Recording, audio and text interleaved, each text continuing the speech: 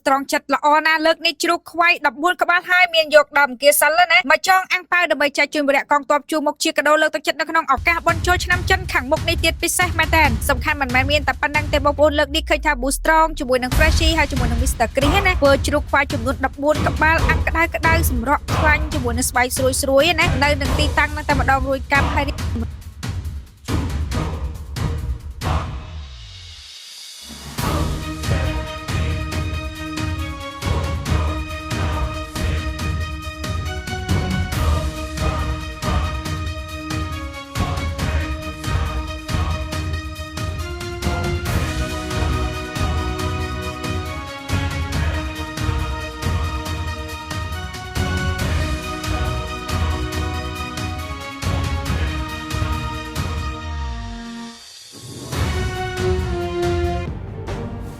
សួស្តីប្រិយមិត្តយោងសារព័ត៌មានข่าวសរនៅថ្ងៃអាទិត្យទី15ខែកុម្ភៈឆ្នាំ2026នេះអនុទាននាយករដ្ឋមន្ត្រីស្ដីទី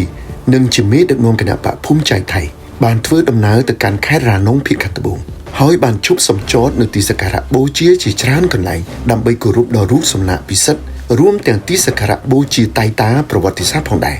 បន្ទាប់ពីបញ្ចប់ការអធិដ្ឋាននៅខាងក្នុងទីសក្ការៈលោកអនុទានបានដើរចេញទៅខាងក្រៅដើម្បីវាយស្គរពិធីរបស់ទីសក្ការៈប៉ុន្តែបានរងគ្រោះថ្នាក់ដ៏គួរឲ្យភ្ញាក់ផ្អើលមួយដែលបណ្ដាលមកពីដំបងទូងស្គរបានឡងបកមកបុកលើផ្ទៃមុខវិញយ៉ាងដំណំប៉ុន្តែគ្មានការអះអាងពីអ្នកមានជំនឿណាមួយអំពីប្រធ្នូល្អឬក៏អាក្រក់ចំពោះហេតុការណ៍ចៃដន្យនេះទេ